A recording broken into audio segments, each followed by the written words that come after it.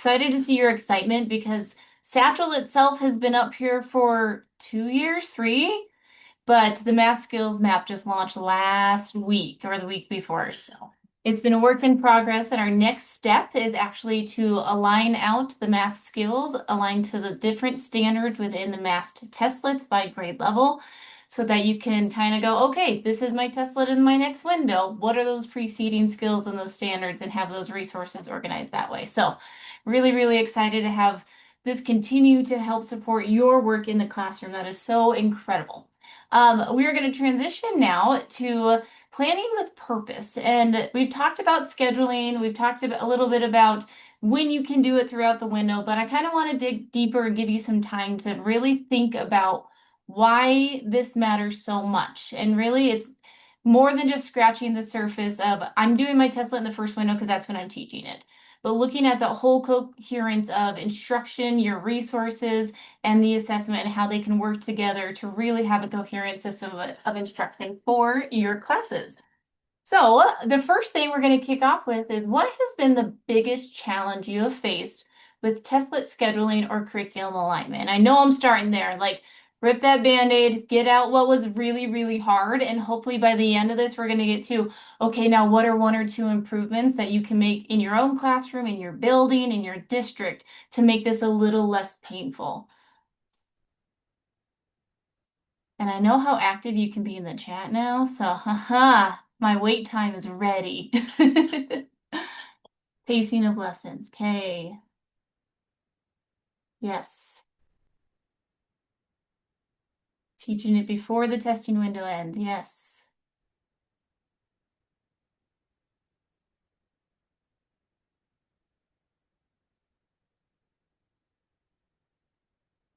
All right. Okay. I see a lot of that, keeping up with the pacing to not get out of that window. And I understand that. I'm hoping today we can come up with some solutions that may be some restructuring of your day-to-day, maybe not sending them all to the end if you're still doing that, because then, yeah, then you're really, really at the end. But what if you put two of those testlets earlier and then you could spend some more time on that last one and have that be more natural? But I also can't wait to hear what you guys have. And I love the phrase peppy pacing. Peppy pacing is great. We gotta get through so that we don't keep leaving off measurement and data at the end of the year. So aligning, Becky knows, like I'm telling you, that Go Math book, if anyone's seen it, for some reason in her closet, that one was just 3 times higher than of all the other Go Math books for a few years. So you know that kids were maybe missing some standards. So we're really going to talk about aligning your testlet administration to have it just be a part of the flow of your classroom. If it's a part of the flow, then our student anxiety goes down, the whole stop everything, it's time to test, posters up, go down to the library. That's not what MAST is about. It's really the only things you have to cover is things that would give an unfair advantage on that specific testlet.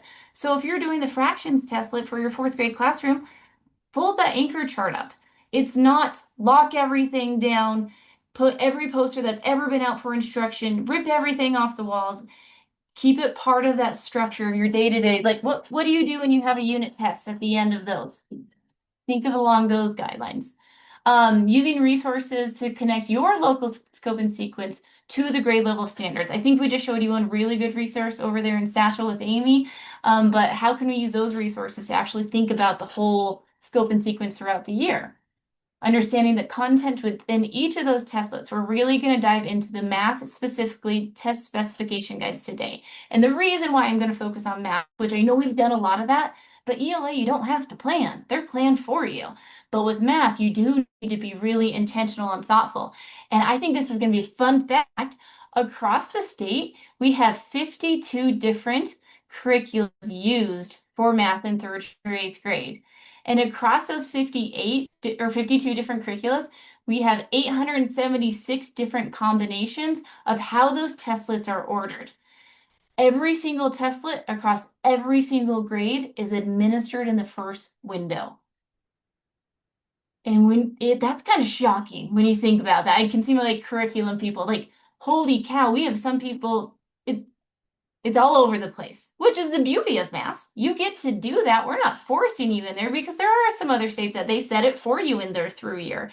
Indiana has a through year, but these testlets are in the first window. These testlets are in the second, and you don't get to choose. So we do have some advantages there. I want you to feel like you can confidently distribute the testlets across the year so that it's not feeling like you're testing so much. So really making responsive instructional decisions. You heard Tasha earlier today. How can we balance that assessment load? And remember that assessment is a part of learning. It is that measurement, so you know if what you're doing is working. It shouldn't be everything all day, every day, but it is definitely a part of guiding what you do every day. And then I hope that we have some time to begin really drafting or refining your schedules and that curriculum with a curriculum matching approach. So we look at the overall testing for the year, you do have to set your testlet schedules by the 14th of September. There's lots of reason. I talked about it earlier in our session. That's something that we cannot change in our current framework. That goes to federal accountability components, test security, all sorts of things. So that date is set.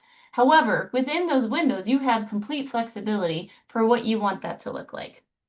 We know that the ELA, these are already set, and that math has those 12 different testlets across grades 3rd through 8th grade. So you've seen this image a few times now.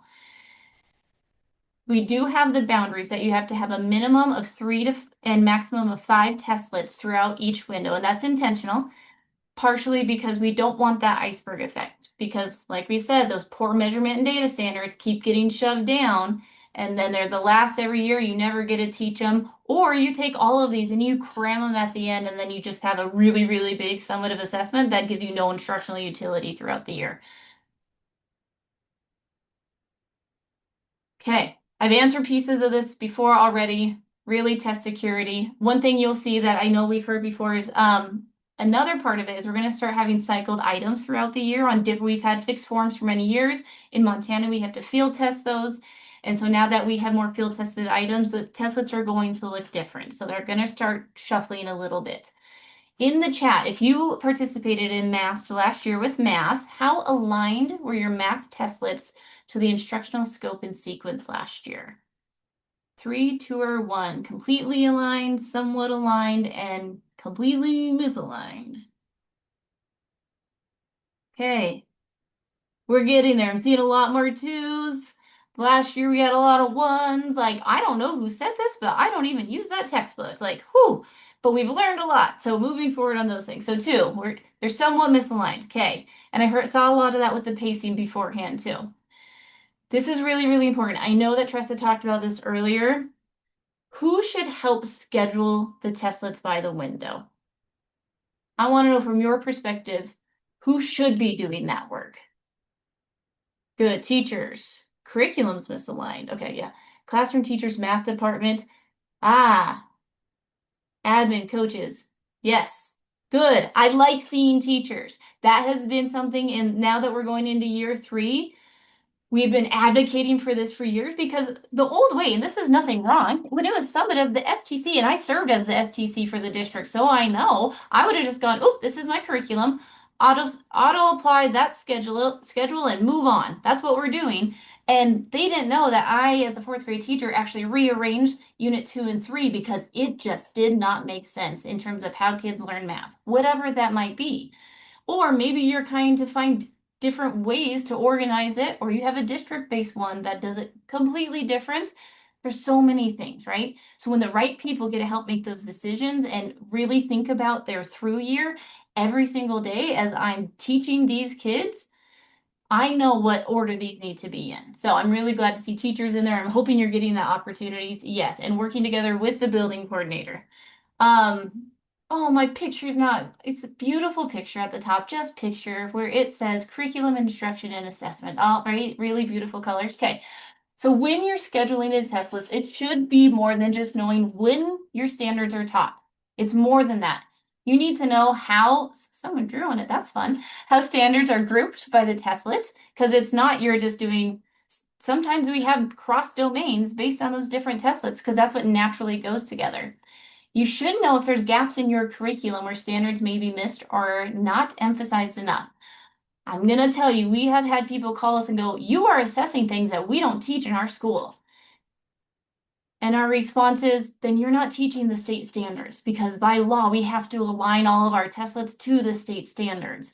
And it opens up that conversation that, oh, you're right, this curriculum flat out misses algebraic reasoning and da da da da. I shouldn't go to eighth grade. I need to stick where I belong down here in like third, fourth, fifth grade. The other thing is those misconceptions students may demonstrate in relations to those standards. So as you're organizing that schedule, think about, ooh, last year I noticed there were so many students on this unit that had this misconception. How can I prepare for that when I'm ordering those testlets and then have better success in that next step? Which skills are required for the students to standard mastery? So to master a standard, that's fun. So that skills map that you just saw that we're going to have that next layer on the MAST testlets, what skills are required? Because sometimes those skills might not be to that mastery level in that unit that it might initially look at. I've taught spiraling curriculums like everyday math. Everyday math is completely possible with a through-year assessment because there's those project progress tracks where they need to be at mastery. And yeah, they do have some spiraling questions to keep it up front and ready, but that doesn't mean that you are still diving into that deep level of mastery. They should be there already. And then when your curriculum is building to proficiency throughout the year, like with that spiraling curriculum, or if you look at how those standards are across, and I need to stop talking, we're going to get to you doing some doing. Again, my beautiful image is up here. All this to really say, yes, this is a lot of work, but it's also MAST agnostic. So it isn't just simple of I'm teaching these standards here. And maybe that's how we've been in survival mode. And that's how, I mean, that's the minimum, right? We teach these here and that's when we do it. But our goal here is to help you understand that it's more than that. It's your intentional alignments, making sure your instruction, your curriculum, and your assessment are working together rather than separately. Because I know that frazzled feeling when we're like, oh, my kids weren't ready for that yet, but it was already state testing time, and that was in the old summative mode. So thinking of through year, I'm sure you're feeling that probably more often, especially as different groups come through. So it's going slow for me today. All right. If you could please, Cody, drop in the chat. Um, First, give me a thumbs up just on the screen if I can see you. Have you ever seen the assessment specifications and blueprints guide? Thumbs up, thumbs down, put it in the chat if you want. If you haven't, you're going to love this. Maybe not as much as the math skills map, but you're going to love this because this is telling you what is on every single testlet for your grade level in math. And we also have that for ELA. It's not items. We can't give you items. It's coming. Like someday we have to release those. It's a whole thing, data processes, etc. But if you've never seen this, it's going to help a lot.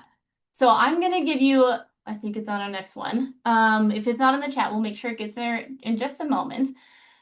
But we're going to take some time. I want you to take 5 minutes. Thank you so much, Eva, for dropping that and dive into the Mastery Guide Mathematics assessment specifications. And I want you to look for 5 different things. We have strand descriptions, reporting attributes, item characteristics, timing implications, and common misconceptions. So find one grade level that you support, and you might be multi-grade, you might be all of them, whatever it might be.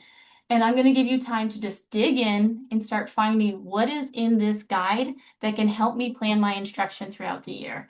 And I'll sit here for questions as well. But be ready, we're going to do a grade level breakout after you get some search time.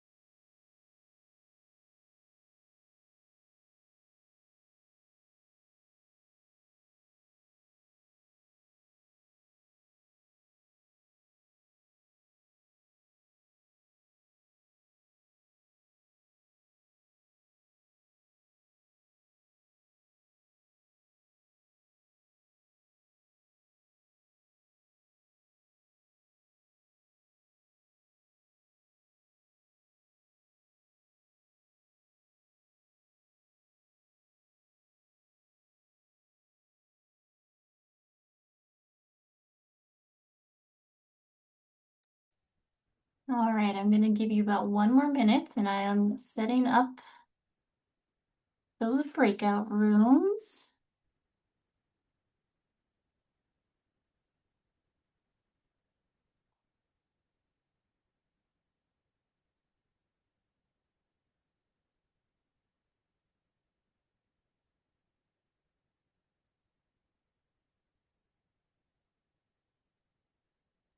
And I would go into the ELA, but I know that is part of what Claire will be doing here soon with our ELA section also.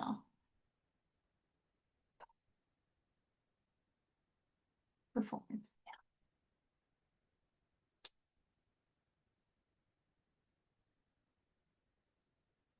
Okay.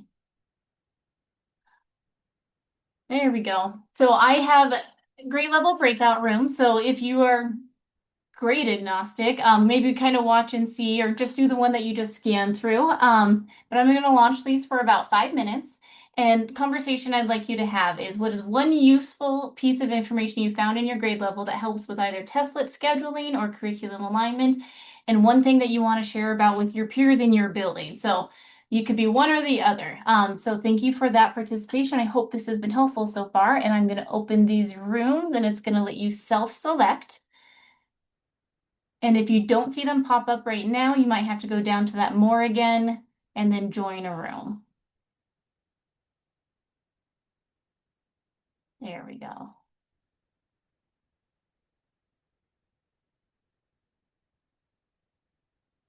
Everyone but seventh has someone to talk to.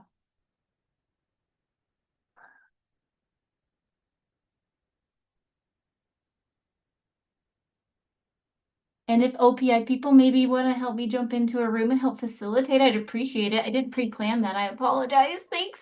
You can look at who's in what.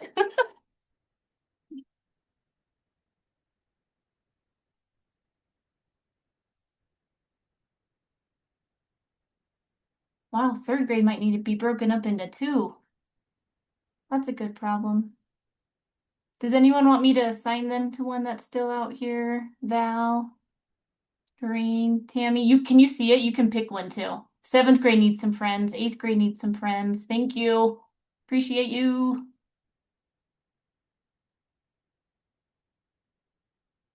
Got a lot of third grade teachers. Love it.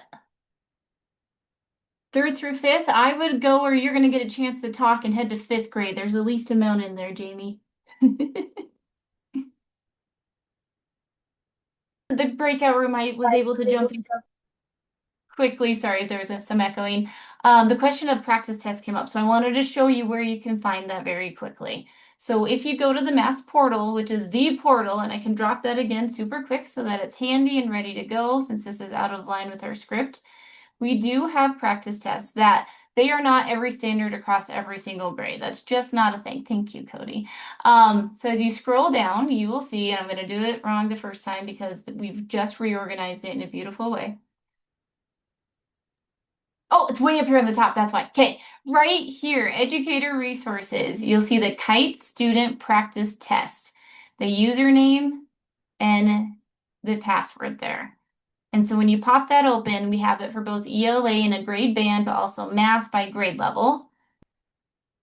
And I'm going to just show you super fast because I think it's worth it. That was checked out demo, Maze 8.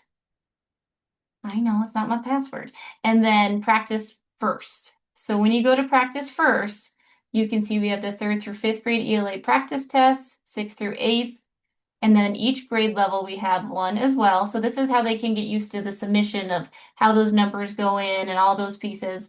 And it obviously, like I said, it's not going to be every single standard, but then you can have that time to practice what the submission of those different item types looks like. So I wanted to make sure. Okay, I know I didn't. I took a moment for that, and then I'm going to jump back in here. So when we talk about pacing, that's one thing that we've thought about a lot throughout the years. What we've talked about open windows, all of those pieces.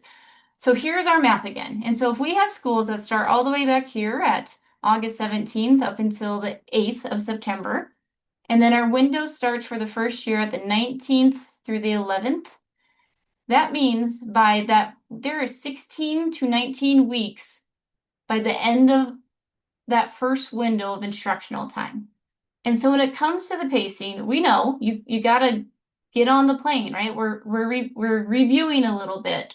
We're learning school again. We're getting our structures. We're getting our routines. Like that is absolutely a necessary part of getting back in there.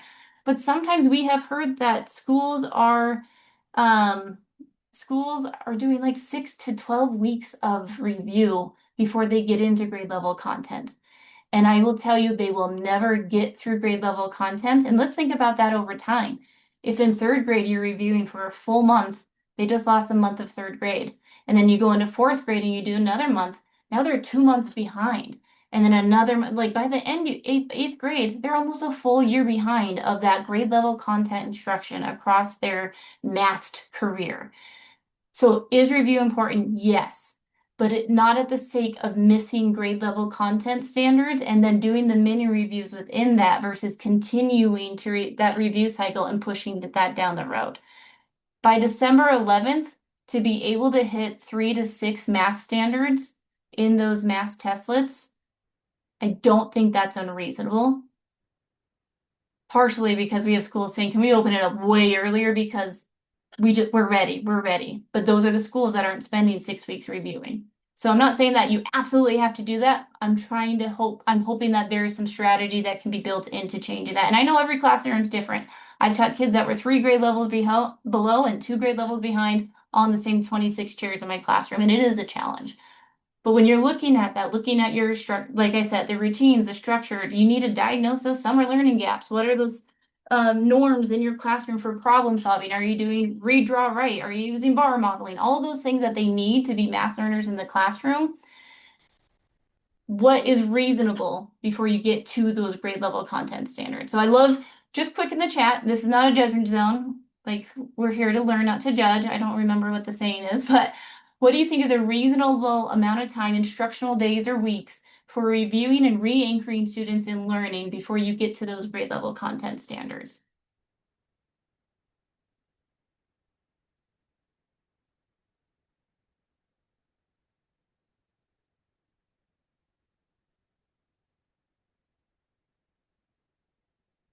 Okay,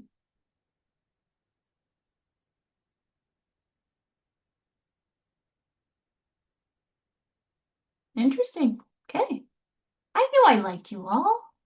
And even if you put 6 weeks, I still like you. All right, great. Thank you for that. So part of that is having that urgency. I like the peppy pace earlier, like, okay, we got to get going. And the night part of why we've had those barriers of 3 to 5, we really want to make sure that you have that peppy pace so you get through all of those standards throughout the year. All right. We're gonna take some more time on this later on, but at the time, I want you to quietly look at your own district's curriculum sequence and your last year's math testlet schedule. And if you don't have that in front of you, that's fine, but just reflecting. And I want you to think of how that aligned with the 8 week window you had last year. Do you have any curriculum changes from last year to this year? Put in the chat if you have a full rewrite from last year to this year of what you taught or a whole new program that you've adopted. That'd be interesting to share because there might be someone in this room that's already doing that work that you could call and be like, hey, how did you organize fourth grade on Eureka Math or whatever it might be? Um, when you looked at that, and as you go through this upcoming year, stop and reflect. Do students' scores reflect the standards that were actually taught? Because one of the heartbreaking things we hear is, I never got to teach that. And that's not what we want to happen with math. So having these goalposts, knowing when those deadlines are is really helpful when it comes to planning for this year and then making adjustments for next year.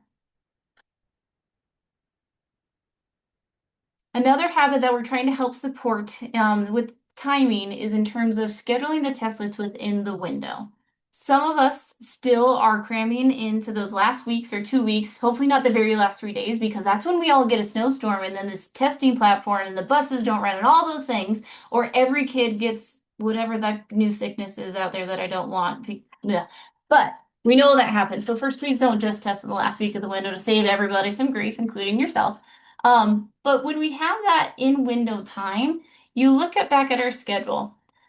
And I know we do have some 4-day school weeks also, right? So if we're moving into here, I'm pretty sure by October 22nd, if you're only reviewing 1 to 2 weeks, then you have some standards in a test that you probably could assess. Get it done with. You get that information, you get to find out if it confirmed what you were knowing, and it's closer to that instruction. We heard earlier on sometimes they waited too long and then it wasn't close to instruction again. So then that gives you another 6 weeks in that window to work with the other ones. You're halfway through another testlet, whatever that might be. We have some that, honest to goodness, test the first day of the window because they've been waiting for it. They started school way back August 17th and they're ready for. I had someone ask me to open it earlier this week, and I'm like, oh man, that would cause such a fun storm if we went way earlier. But it's the hard thing. We're dealing with, I think, 300 some districts and trying to make it work for all these different puzzle pieces. But um, really thinking about if we spread those testlets across the window, what does that do for students' anxiety, for your own planning, for the ability to get those reports back and make instructional changes sooner, and also start moving into those next standards. You don't have to wait till that next window. You be preparing for that so on window 2 you can stop. So some different benefits that you might have. I'd love for you to share in the chat on benefits. Sorry, just seeing these are hard to see sometimes. In the chat, if you could share what are some benefits outside of this or within this that you can see to applying those testlets throughout the window rather than sending them to the end and having 3 mini summatives. What could be some advantages to that?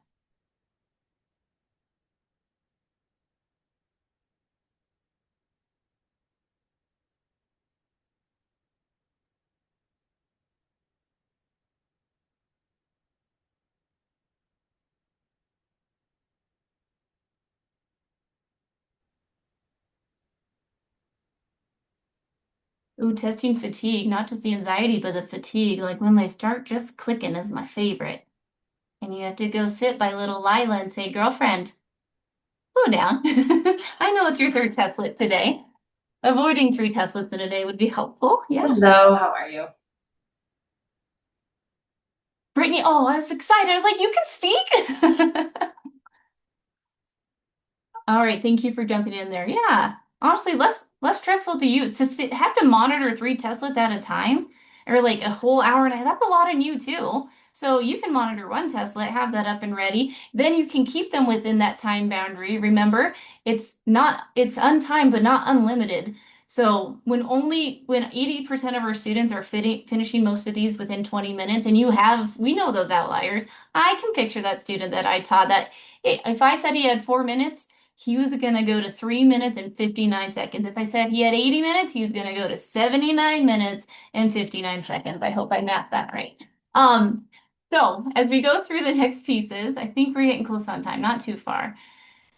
We have all of these things to help you build out your schedule for the year. So you saw the math assessment specification guide. We have the blueprints. We have the calendar. I can make that for you. I think Tressa actually made this one. I can drop This. it for you. Thank you, Tressa. You're amazing. So taking that, aligning with it, circle those days. And we heard Nicole talk earlier about like, I'm going to circle this day and I'm going to expect my teacher on November 17th, we're assessing your first testlet.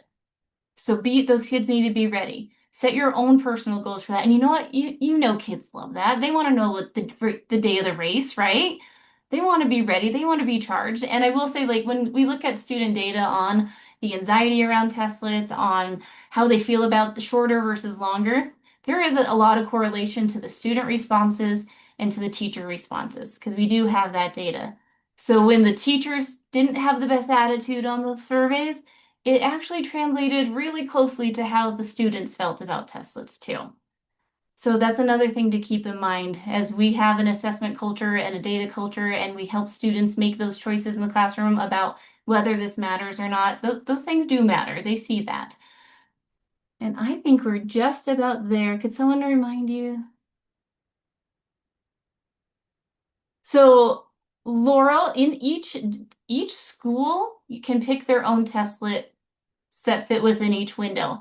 We can't break out of those windows because of different reasons with federal accountability. It doesn't mean in future years we can't continue to investigate if that's something, but there's things like test security. We have to, all the data right now and the score reports are based on the interpretations of our current framework. And Laurel, you can call, she was my student teacher about 12 years ago. Fun fact, 10 years ago? I don't know. So you can call me too and we can hang out. um, I thank love you, that you Jess. just called me out like that. You're so welcome. You had a different last name then, though. But yeah, I'd love to kind of Yeah. help with any of that. And really, there is a slide on here too that you all have access to that says why. Bottom line, we can't do it. Test security. We have to be able to have those comparability and other pieces too. All right.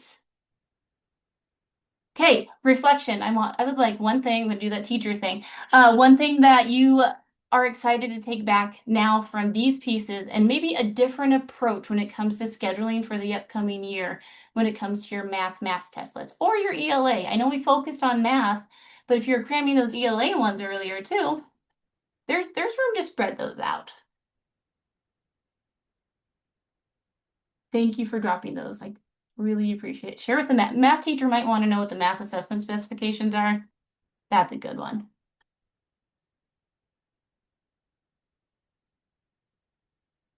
Yes, I'm hoping that will be more common as you don't have to do it at the end. If it was that way, we'd have a 2 week window. But we have an 8 week window.